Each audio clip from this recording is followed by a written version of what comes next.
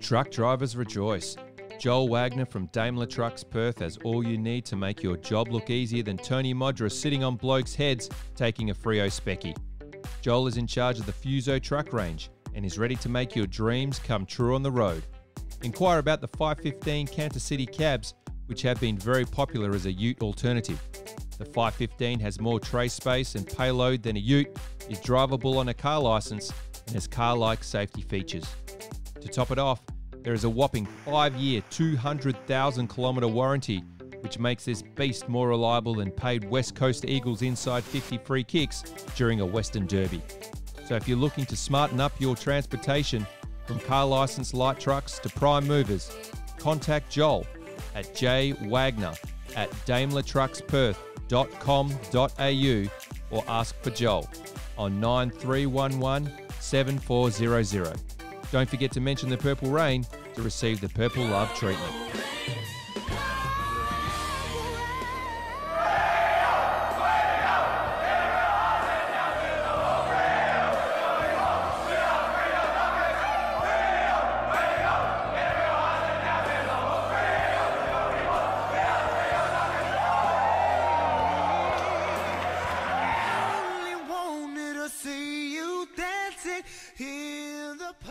Hello and welcome to episode 4, season 6 of the Purple Rain, the Melbourne review.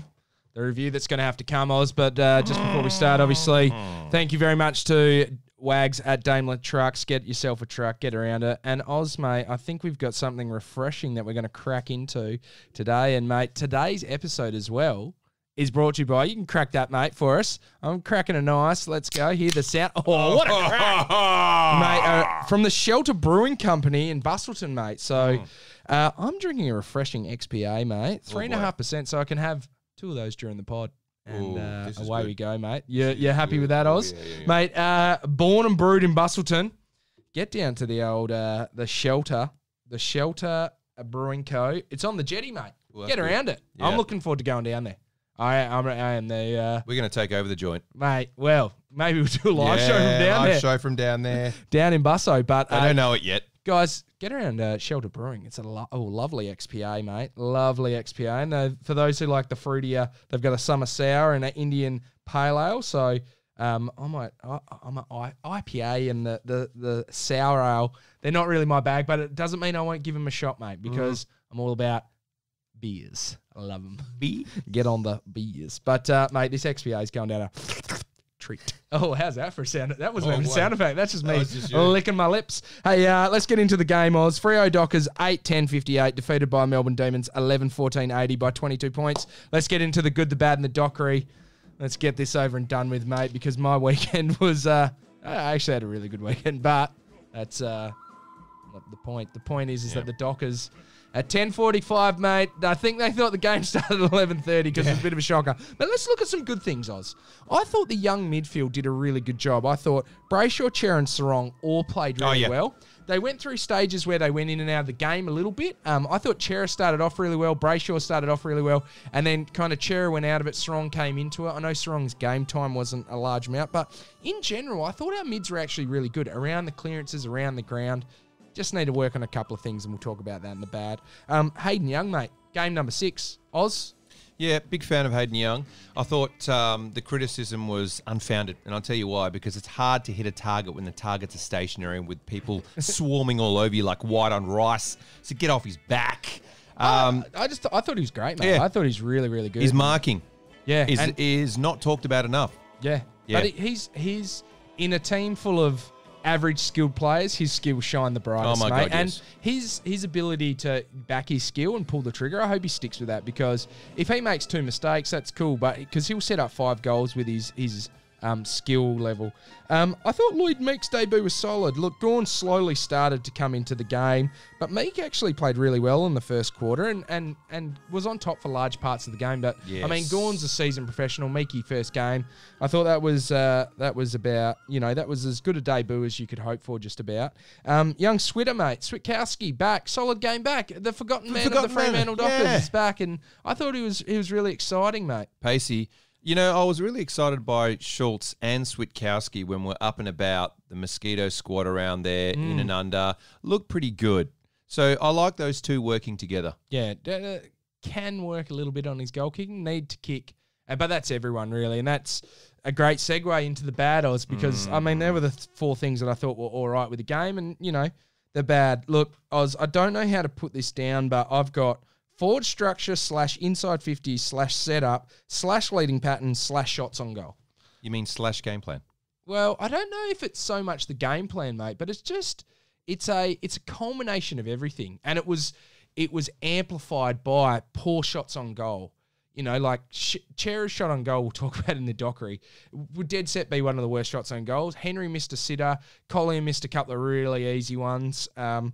You know, everyone missed, like even Sarong missed an easy one going into an open goal. You know, like the fact that it's 10 years hard labour to kick a goal for the Dockers. Yes. And the fact that we can't just hit a leading target. Like, when was the last time you remember hitting a leading target? Yeah. It was just mental. Okay. Without notice, Duck, this is one thing that just got me upset. I don't know how to explain it other than this.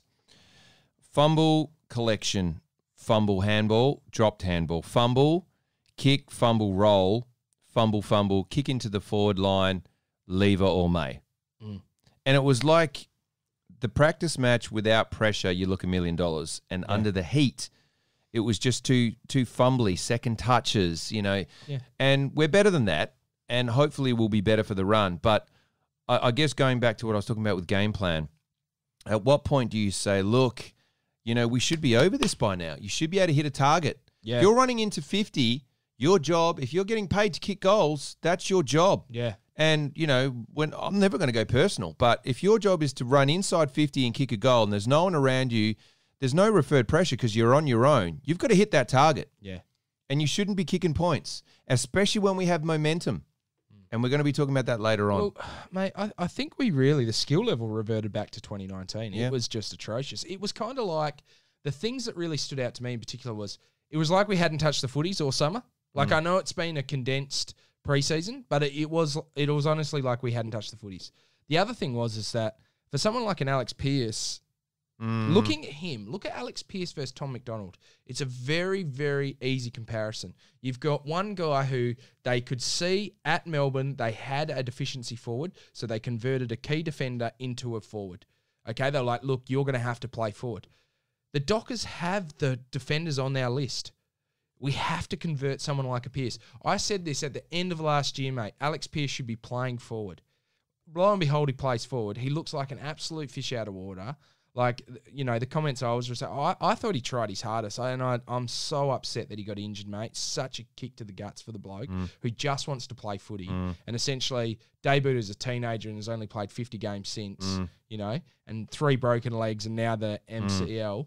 You know, like, it's a gut punch. Yep. But the thing that annoys me is that he looked like he didn't know how to play as a forward. Now, for the last 2 weeks, since Lob's been out, what has been happening at training? What goes on from there? That's a real big question that has to be asked. Yeah. And I know it doesn't just take 2 weeks, but why didn't they think about this all summer? Why isn't the thought process when you look at the list and you go, we got Tabs, we got Lob, we've got Tracy. Well, Tracy, you can probably much say, look, we don't know if he's going to play, and we'll talk about him later because him kicking 7 is an absolute treat. But you got Tabs, who's had 1 full season ever in his life.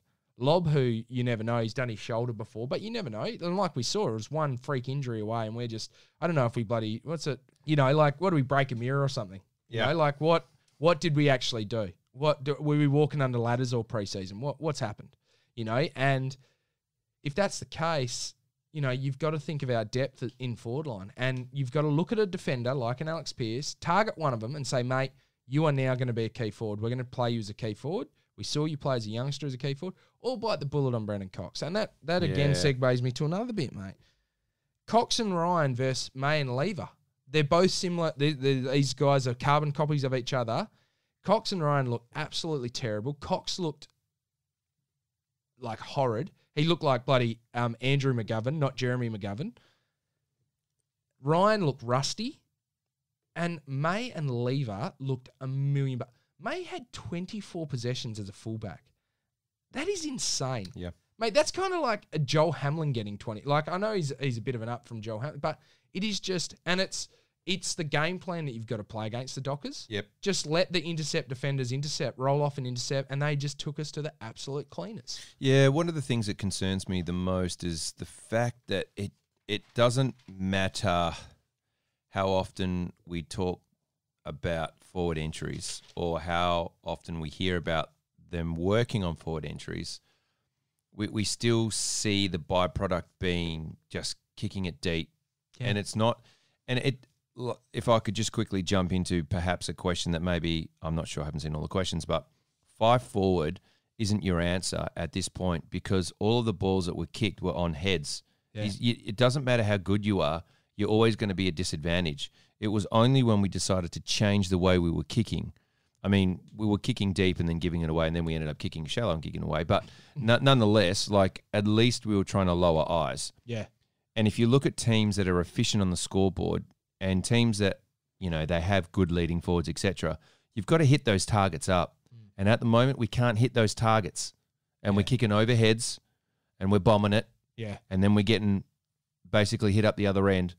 And all of, like you said, the 10 years hard labor, kick a point, boom, boom, boom, goal. Yeah. Oh. End to end. And like we create a turnover, kick a point. They create a turnover, kick a goal. Yeah. You know, like, and the thing that I think, Oz, as well, it's both a mixture of lack of talent in the forward line and skill execution going inside forward, and it's tactics as well. It's 3 things, and they're all. And you know what it is as well, Oz? It's the fact that we haven't solved the Matt Pavlich problem. We've thrown resources at it, but we haven't solved it. And we had a Matt Pavlich problem in 2014. That's when the problem started, when Pav started to decline. You know, 2013 he was great. 2014 he starts to decline a little bit. And our answers have been, what's his name? Hogan, McCarthy, and Aptness. Tabs to an extent, Lob. Now, at the moment, only one of those guys is playing at the club. So, you know, and it's one of those things where, yep, they've tried to solve the problem, but they still haven't solved it. And it's just, it's one of these things where we seem to have a blind spot. And I know the guys at the Re-Stump Pod wrote a really good article on it. Chief did from the Re-Stump Pod. Shout out to him. Only 15 players in Dockers history have kicked over 30 goals in the season. That is insane. 15 players in 25 years now? 26 years? You know, like it's really, really bad. And we haven't solved the problem of our forwards. We have a forward line problem. Yeah. And we have a lot of small forwards. And, you know, as much as I think Heath Chapman's going to be a great player and Noddy's going to be a great player and these guys are going to be great and Chair and Brayshaw are great players and Griffin Logue might be a great player, none of those guys are key forwards. Yeah. And so, it's what we desperately need are key forwards, and you've got to spend currency on key forwards. Well, it's good that you say that. Not trading for them. Because great pod again, Duff, quarters. Well, without quarters, I think it was Jordan McArdle. McArdle, yeah. He's getting around us on Twitter, mate. Yeah, good. Because I kept retweeting his updates on Tracy because he's like, Tracy's getting another one. Love it. I love it. Look, Cycling. They made a really good point about Fremantle has tried to invest in the draft period, but unfortunately at the wrong time, the wrong draft. Yeah. Now, I wasn't the only person banging on about Sydney's Logan McDonald. Yeah. You know, being a Red Legs watcher myself, it was very clear that he was going to be, you know, the be-all and end-all. Unfortunately, we were a little further away. Once Adelaide picked their, you know, I thought he was going to Adelaide number one. Once he wasn't, we knew that North Melbourne would shit the bed. Yep. So what we should have really done is throw the currency to North Melbourne to say, hey, bang, bang, bang. But I understand where we were very fortunate to get who we got at where we did. Yeah. But there's a good example of what we needed. Could have really been proactive. And I'm not going to criticise the club, and I stand by this, and I may sound like a fool, but I'm not going to criticise the club for going hard after Jesse Hogan, knowing that we needed to get someone of his stature. Yeah. And we gave away what ended up being Ben King, and in retrospect, horrible. The outcome is horrible. But guess what? At the time, we made the right call. This is someone who said, I want to come to you. Yeah. Give me a chance. It's not as if we were headhunting Jesse Hogan. I mean, we tried to. He said no. Fair enough. Or he didn't say no. Club said no, whatever. But then he came to the club. So the club did its best to get him over and put us in a position, you know, to try and get the best out of Jesse. Now, that's not the club's fault. That's That's on Jesse for not reaching his potential at Fremantle. So I don't blame the club there. We tried. But like you said, it is a glaring deficiency. Yeah. And unfortunately, Tabs is Tabs, and don't think of Tabs as being the Matthew Pavlich equivalent here, and it's unfair to expect him to be that guy. Like, how many goals did he kick in the end? Three. How many goals do we expect him to kick? 3. Yeah, around 3. Hence his nickname, 3GT. Yeah. So, I mean, yes, he had a horrid first half, but he ends up kicking his 3. This is what we expect. So, yeah, I don't know. I don't know what the answer is, Duck. That's the hard thing, Oz, and it's throwing resources at the club and just going, hey, look, like at the forward line, sorry, not at the club, at the forward line, saying this is our problem. Now that we're in a situation now is where I think our back line and our midfield are set for the next 5 years. Yeah. So our next, but the hard thing is that you cannot just get a key forward and just be like, all right, here he is. That's it, new. It's something that you've got to solve 2 or 3 years in advance. So realistically, this should have been a 2010, 11, 12 first round picks, key forward, first round pick, key forward, first round pick, key forward. Instead, it's and you never know, maybe it was a Morabito that might have been the guy who was the key forward. Well. But, one of the forgotten men. But, like a Tommy Sheridan or a Viv Mitchie or a Jaden Pitt or a what's his name, Crozier. Any of those guys should have been key position players instead, key forwards. Have 3 or 4 swings while we've got a really good side. Have 3 or 4 swings at a key forward. But, in the end, it's hard, and it's hard to replace a generational player like Pav. Yeah. It's really hard to replace him. We were very spoilt by having Pav. We were. There are clubs that are going... There are clubs that will go decades without having a Pav. Like, a Pav is a once-in-a-generation type player. But I kind of feel like we are...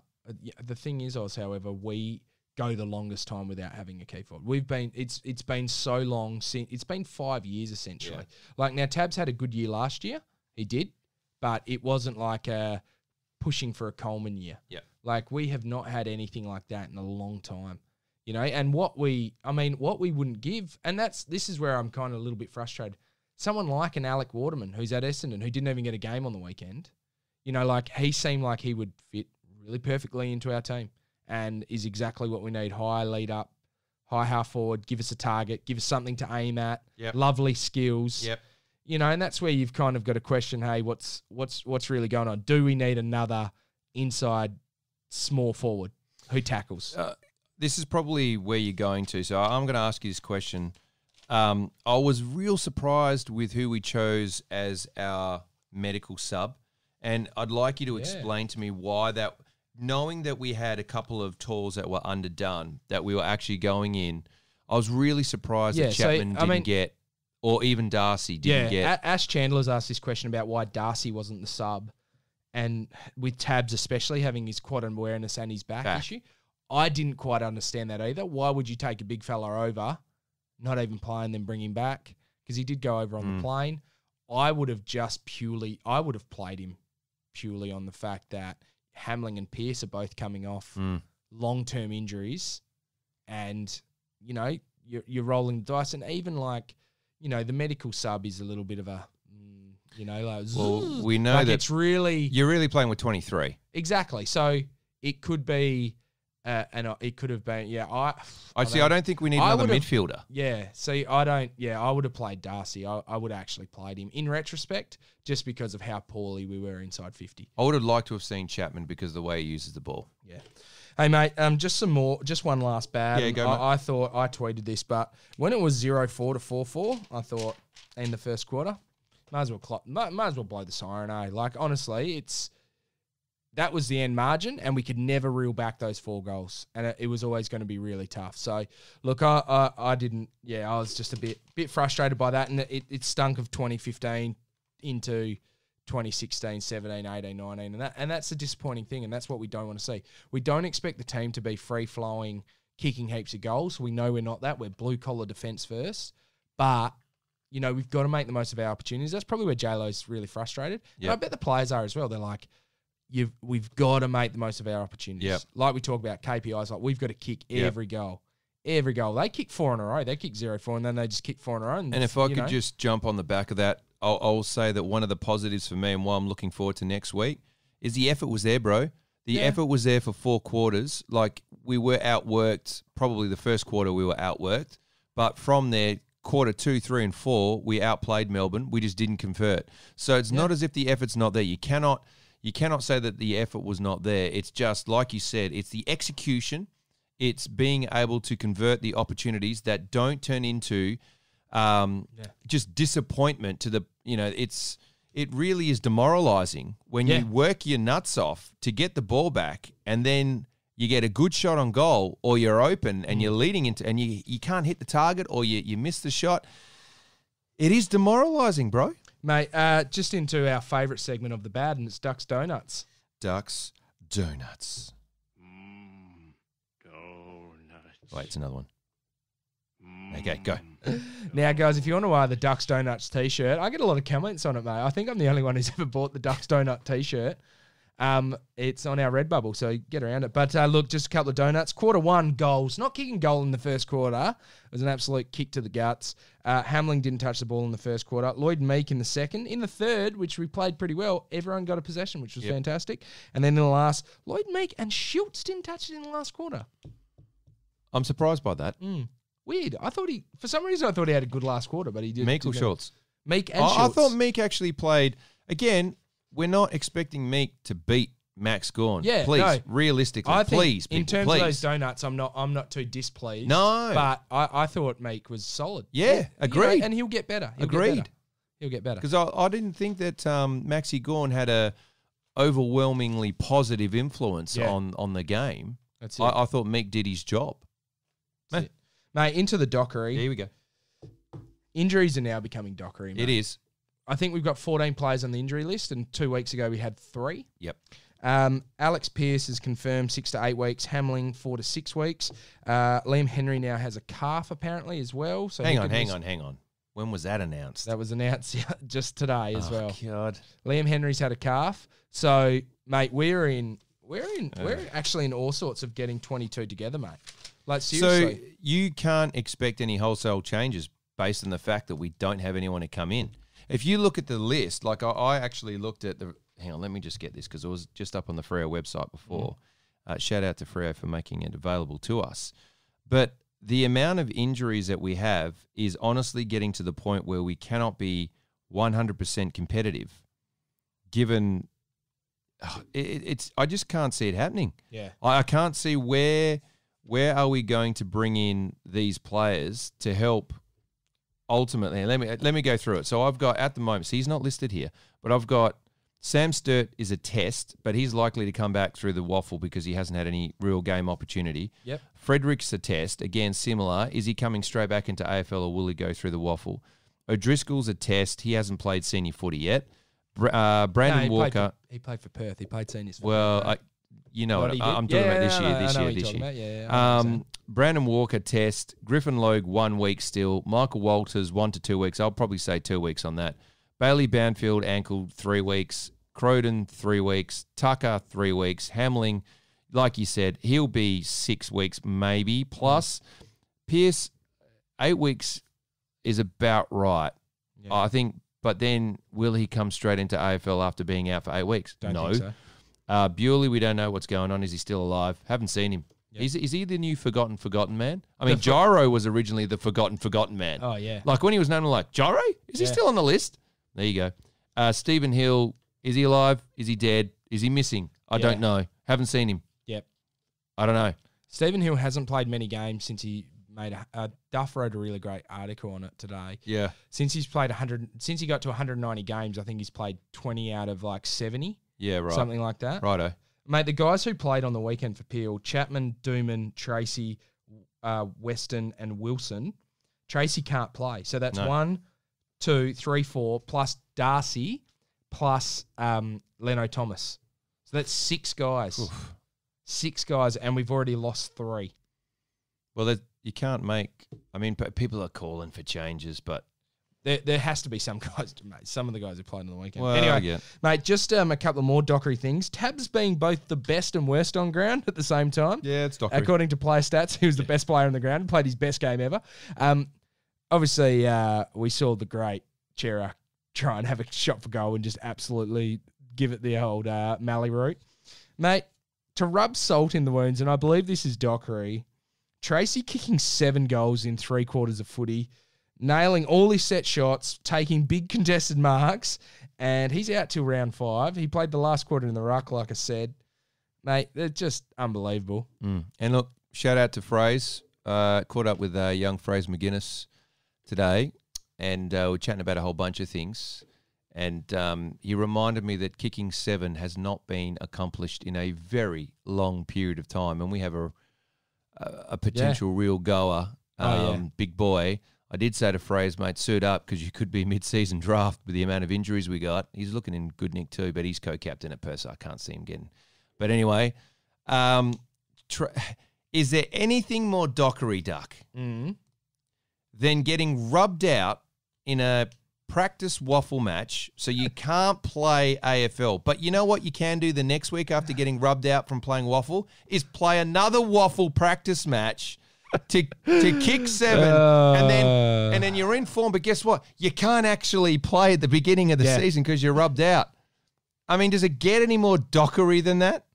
It doesn't, mate. And could we use Tracy on the weekend? Could we have used him? Maybe. Well, what? You know what would have been perfectly Dockery, like the ultimate of Dockery squared? What? Is if after kicking 7 goals, he then got reported for something and he got I rubbed thought you were out going to say again. got like injured or something. Oh, no. Touch wood. Hey, mate, what about this one? Yes. I think both teams are going to struggle to make the finals. I don't think Melbourne are that good. No. I saw people saying, oh, they're a good side. They're not that good. No, they do.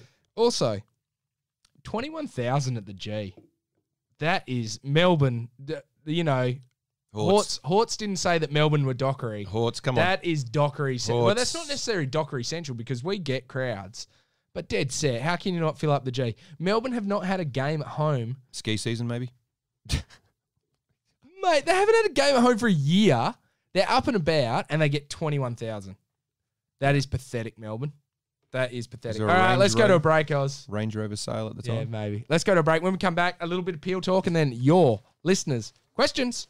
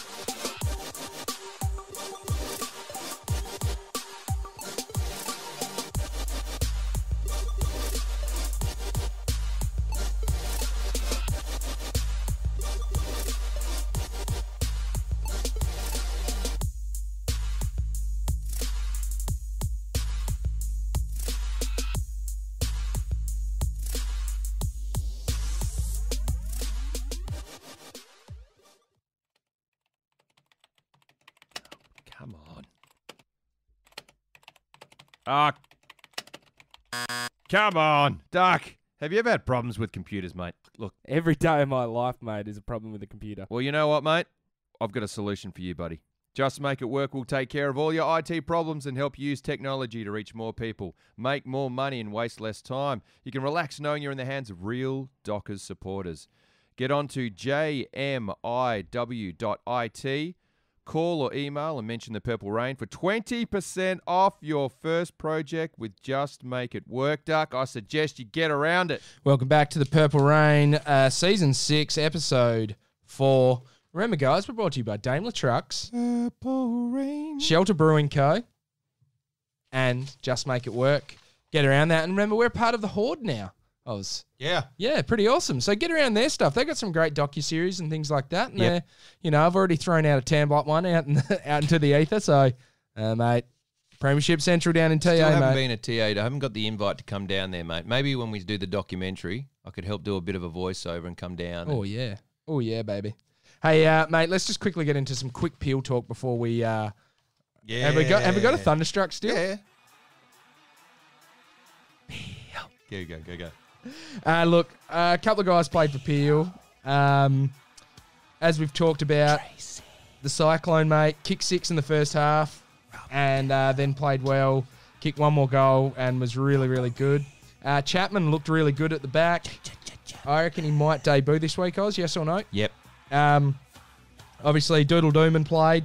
Spent a little bit of time on the wing. Looked all right, had a bit of structure. He might be back in, I reckon, Dooman, for Tobe Watson. Well, mate, we're running out of bodies. Jolie Weston played really well as a small forward, sometimes in the mids. Looked like he went all right. Breaking had a couple of lines. shots on goal, but was unable to convert. Sounds like we could fit him right in the team, mate. Get him in. But Nathan Wilson's the weird one, mate. Said he struggled a bit in the West today. And, you know, wasn't at his best, but I think Nathan Wilson's one that we nearly have to get back into the side. It's such a good back end of the season. After that, was it a Saints game? Yeah. Where he made a couple of mistakes in the first quarter. We went and watched it, and then after that, he just exploded. No, that wasn't Saints. I think that was... Who was it? We won the game. Yeah, it was during the day. Was it Melbourne? No, keep going. I'll figure it out. Anyway, but Yeah. like he had a bit of, maybe North Melbourne somewhere, but he had a bit of a shocker, made a couple of mistakes, and then he was just like absolutely, sure it wasn't St Kilda? Absolutely went mental, and no, we played St Kilda it's in the hub. in Hubtown. I can't remember. GWS. No, we got belted by GWS. No, it wasn't GWS. I don't know. This Could is have great. been. This is great pod, mate. Just Yeah. me and you guessing teams. Anyway, mate. So that's a Peel Thunder. There won't be a Peel Thunder match this week, but next week they start off. And very quickly with Willow, young man, is that some players are best served coming straight back to AFL level and not teetering on the waffle. Well, I think brink. he's a bit of interrupted preseason. But anyway, mate, speaking of Willow, here's the first question. We've got question time. You're going to play that. Boom, boom, boom. Yeah, can. You want to get straight into it? Here we go. Aaron Stock has said, would Wilson or Ryan, I think I'm reading the right one, would Wilson or Ryan be a fair option for a forward role? Both can roost the ball. Also, how exciting is Switter? Can't wait for him and the cannonball, aka the spleen rupture, to run around the forward line together. Yeah, probably not so much Wilson, although Willow can... He can roost him. He can roost it. I like him down back. Ryan would probably just kill someone. I can just imagine him just coming through and killing someone. But again, he's more of an intercept defender. I actually thought he was coming more into the game as the game progressed. I think it was just a little bit of ring rust, as they say. Ring rust. The old boxing analogy. Oh, I think it's a bit rusty around the hole, mate. Had a bit of gastric before the game. Had a bit of ring rust. But mate, how about this? What about this forward line? Just let me see how much salivation you get, mate, into your beer. You might fill up another one. Here we go. Yep. If we're talking a forward line of Switter, Schultz, Spleeno, Freddie, maybe Henry Sonny, those six, all small forwards. And Will we just do the Richmond style where we just try and grubber it inside 50? Oh, yeah. Mate, And then it's just keep it to absolute chaos. But no, I actually think Switter, Schultz, Spleeno, I would say cover up your body is all I'll say.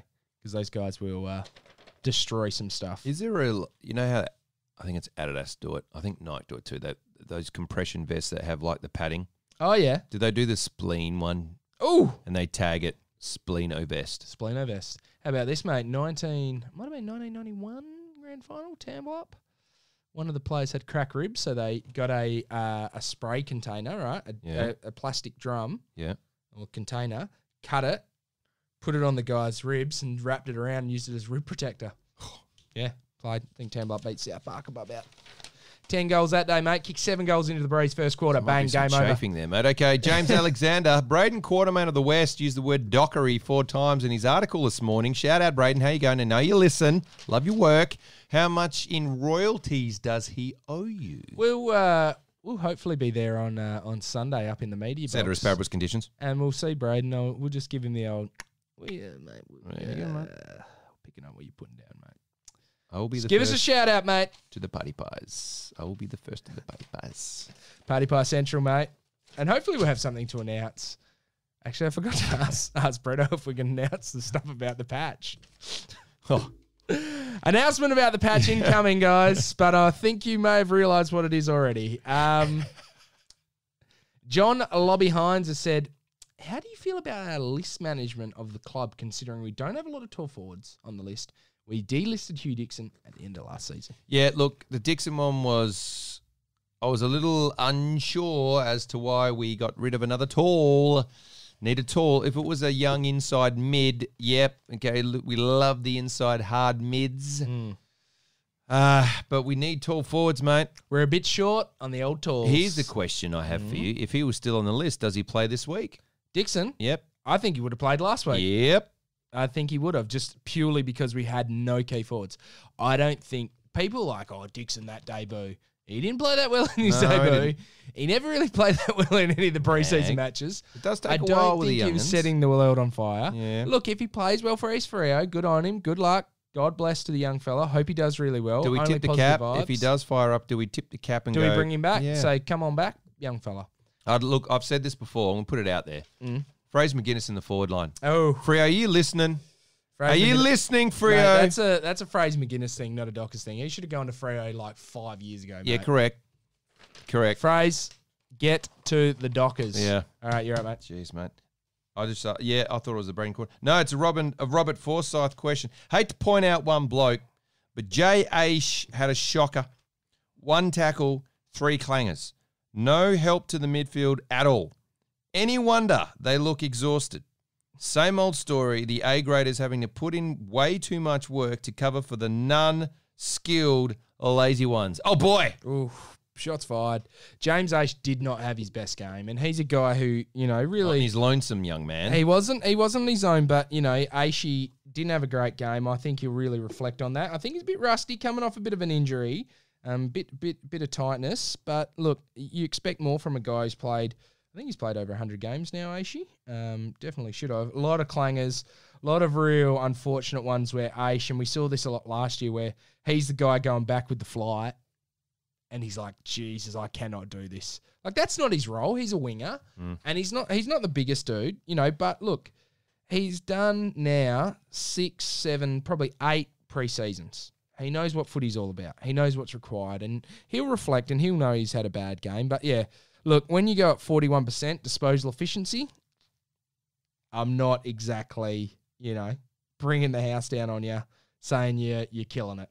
He really needs to reflect. And that's one of the problems, is that if your disposal efficiency is poor, which we had, poor disposal efficiency from a lot of players, then that is going to be a massive problem. But 41%, him at 41%, Collier at 53%, and Henry at 25%, it's just not good enough. And for Aish, okay, Collier and Henry, small forwards, Aish, a winger, going at that percentage. Yep. I mean... The possession chains need to be clean, and when they were, we looked ominous. When they weren't, then obviously it's referred pressure. You fumble a handball, you kick dribbles, it doesn't hit a target. Then the next person has pressure, so on and so forth. Yeah. Hence we turn it over. Yep. Hey, mate, how about this one for you? This is from Jai Hearn. Can a forward line of Lobb, Taberner and Sturt win a flag? No. Because we need Walters. That's a good point.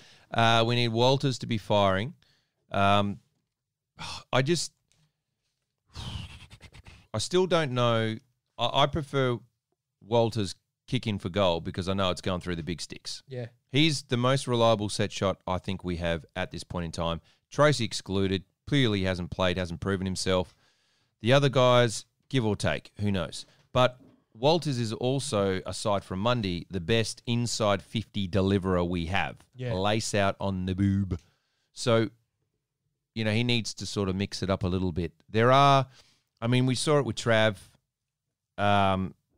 He's got to hit those. He brings all of the intangibles. I get it. He's quick. I get it. But he's got to hit targets, bro. And he's got to kick those goals. It makes it tough.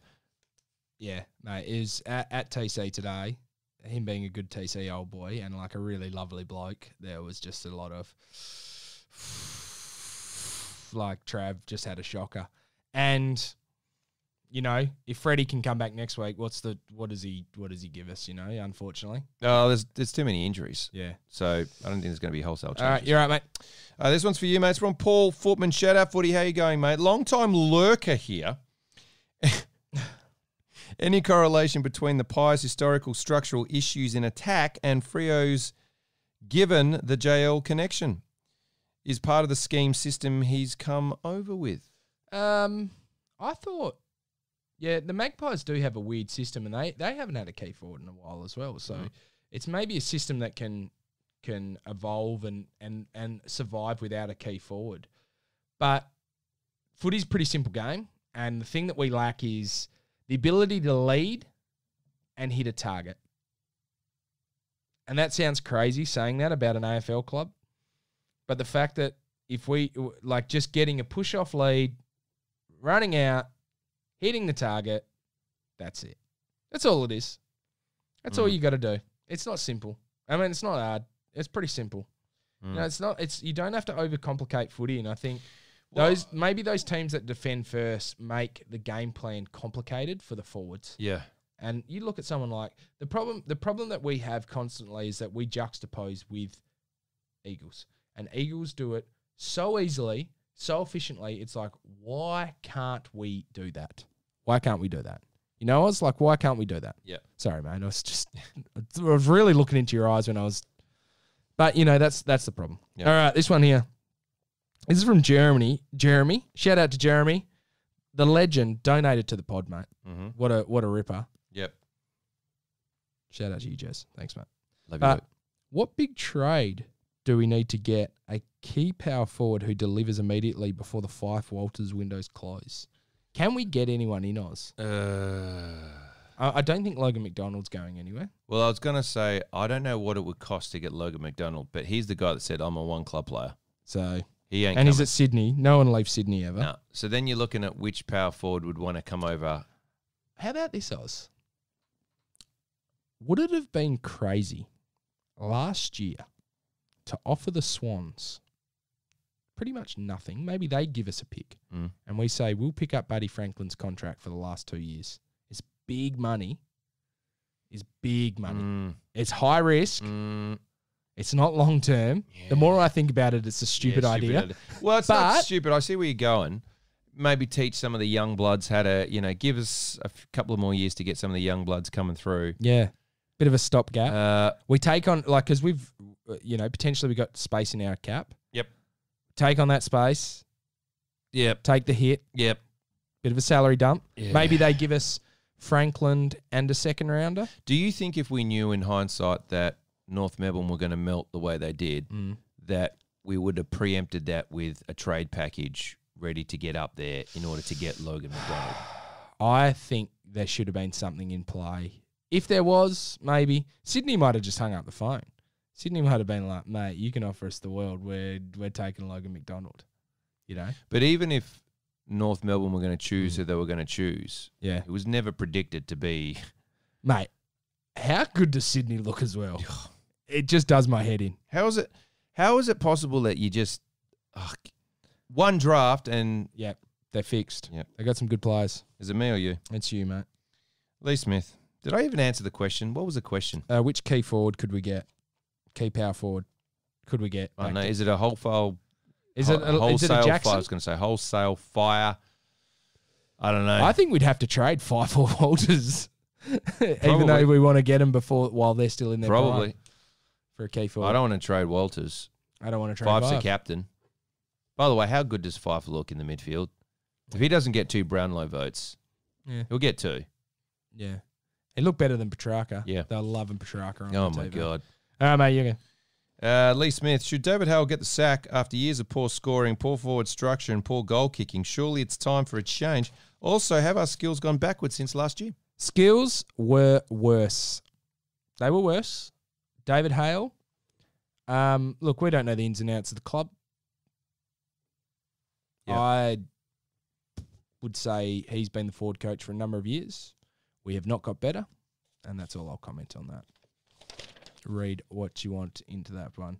Skip MK has said, do we have the skills to take advantage of the new man on the mark rules? Or is down the line and hope for the best still our game plan? That was the most frustrating thing to see. Just going down the line.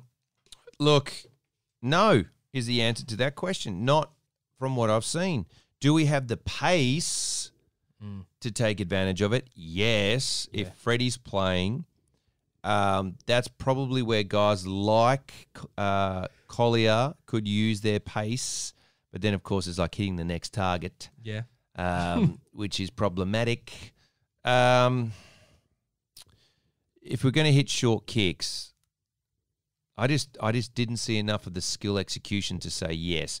But, one game's an aberration sometimes. Yeah. Let's just hope that, it's one game into it. There's week's a long time in football. Yeah. Let's roll up to the, I don't think it's a great GWS team.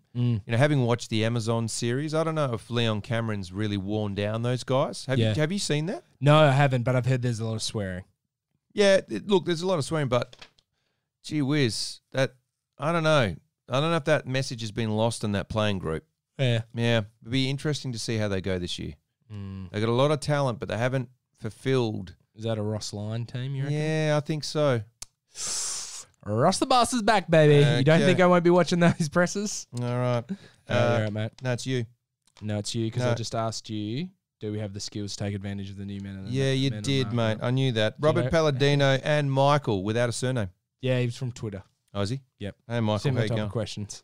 Thoughts on the back line? They seem to often lack communication. Collier, I can't see him playing again. Some terrible shots on goal from an experienced player, woeful skills, couldn't hit a target. Is he ever going to hit the target again, or am I being too hard?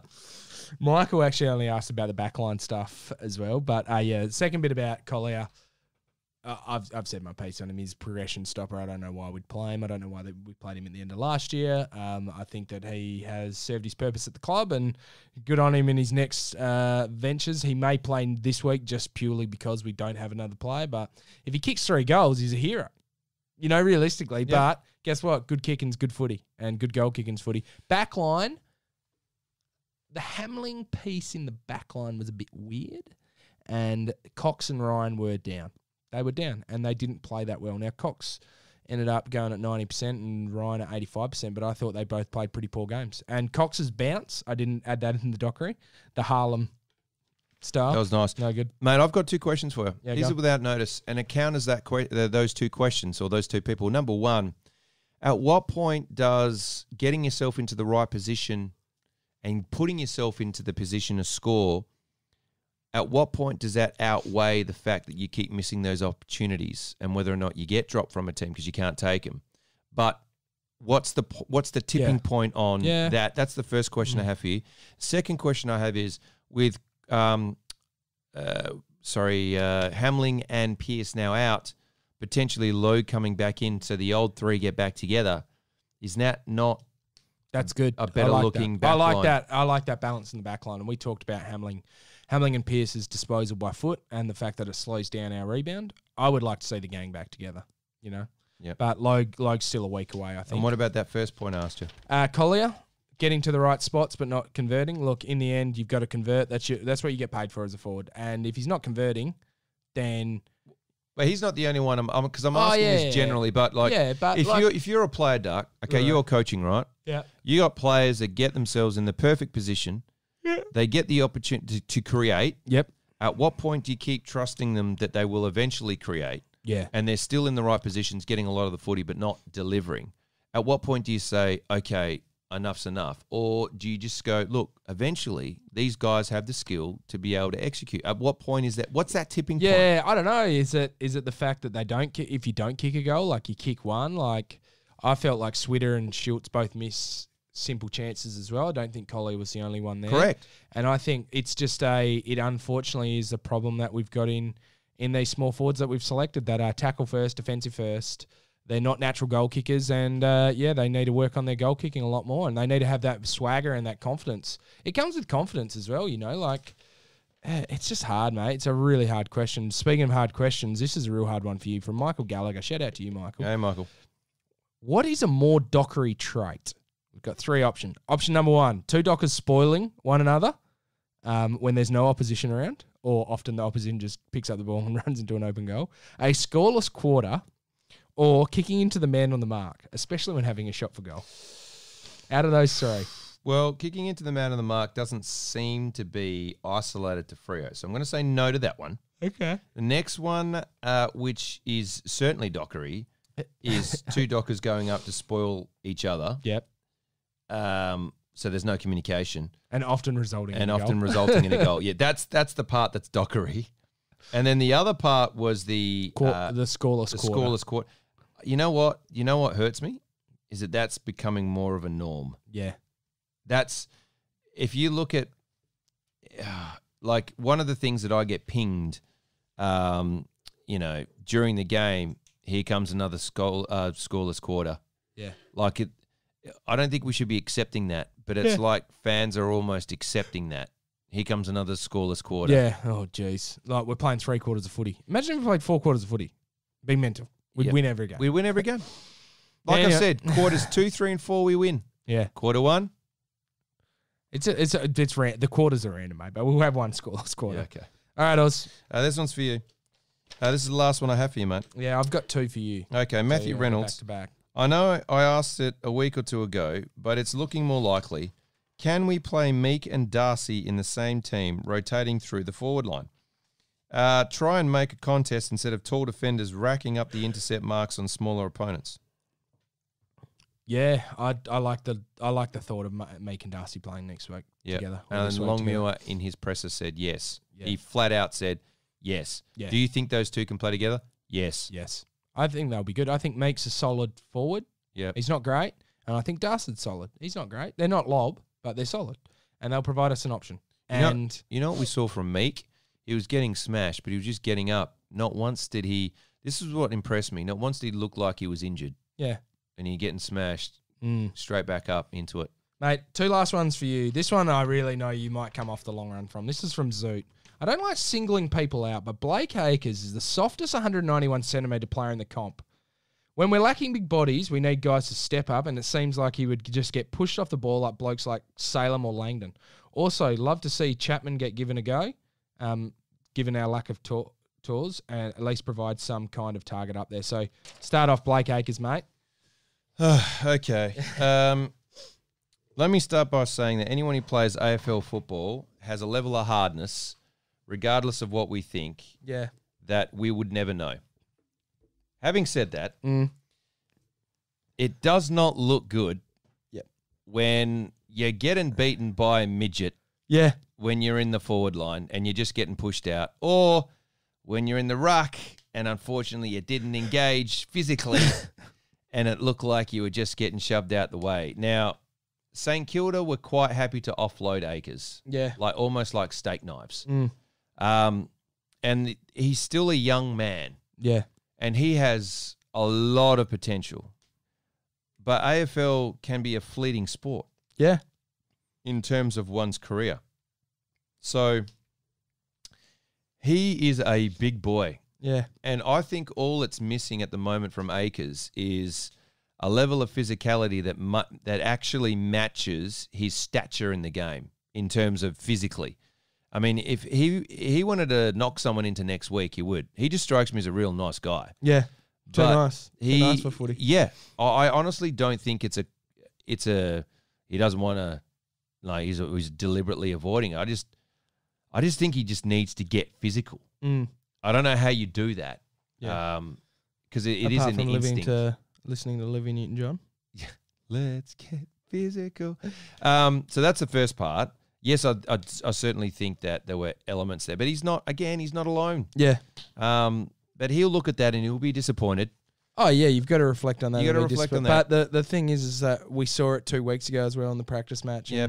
It's one of the knocks on Acres is that he doesn't play the most physical game, and he's a winger. He's an outside player. I think he's the type of guy who actually is a bit hindered in his height. I think he reminds me a bit of myself. I wish I was 175 centimetres so I could play as a smaller forward because I didn't like the physical stuff. Unfortunately, he's playing ABC.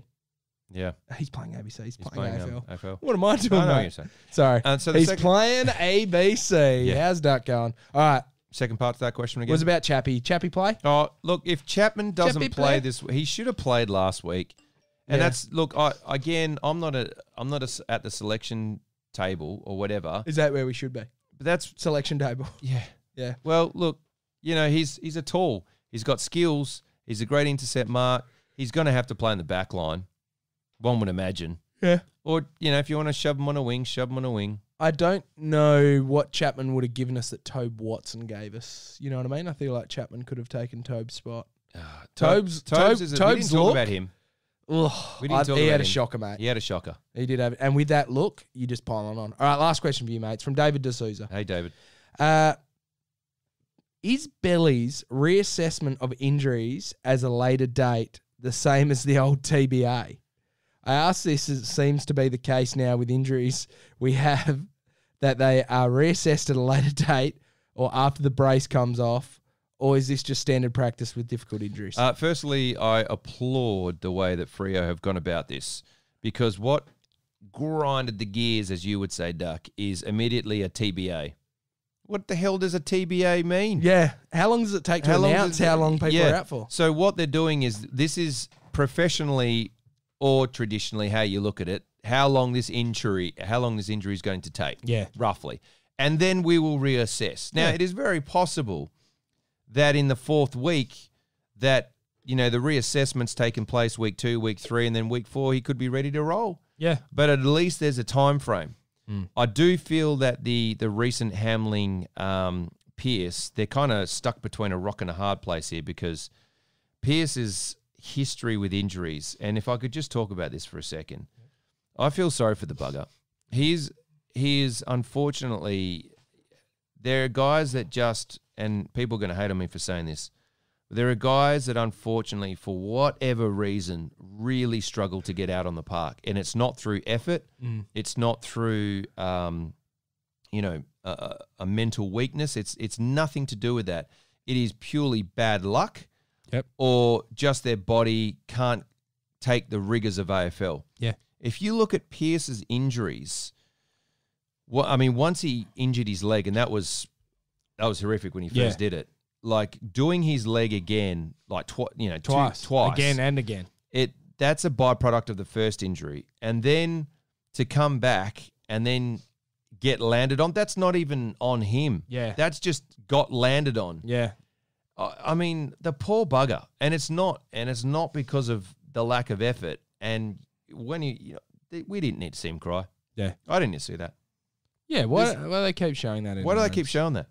Yeah. We're talking about a bloke's livelihood here. Yeah. I got nothing but respect for APS, but you know what I mean? Like these blokes who just constantly get injured and they just can't get over the hump. I mean, how? And that's us as well. You got to think about the mental side of things. Yeah. They are guys, and just think about this, guys. If you love your job, like I love teaching, you love teaching. If we couldn't teach for some reason, it would be heartbreaking. If we just had to go to school every day but not teach, just kind of be in the sidelines and be like, what are you doing? Oh, I'm just preparing lessons. Can you imagine just preparing lessons and never delivering them? It'd be horrible. It'd be the worst, man. It'd be horrible. It'd be the worst. And that's essentially what they're doing. So, you know, it'd be like doing the most meaningless job at your task. Yeah. A task at your job, and then never being able to perform the good parts of your job. Yeah. And that, I mean, Alex Pierce, apparently his shoulder's buggered as well, mate. So, you know, he'd have told me that today. Anyway, guys, shall we end on that note? We shall. Thank you very much for listening. Remember, we are at Purple Rain 95 on Facebook, Instagram, and Twitter, at the Purple Rain 95 on TikTok. If you're Purple Rain 95 on TikTok, just give us the TikTok, will you? Subscribe, rate, and review. We are on Spotify and iTunes, so give us some Spotify, iTunes, give us that stuff. Much all of the podcast I was going to say, if you're on Podbean and you're listening to this, which is impossible, just have a crack and get onto the horde and listen to us on there. And guys, let's keep up the good stuff. You know, like let's wait for the end of this week, see how we're going, and keep the positive vibes going. I think we've got a real sniff this week, so absolutely, let's get around it. All right, guys, see you later. See you later, guys.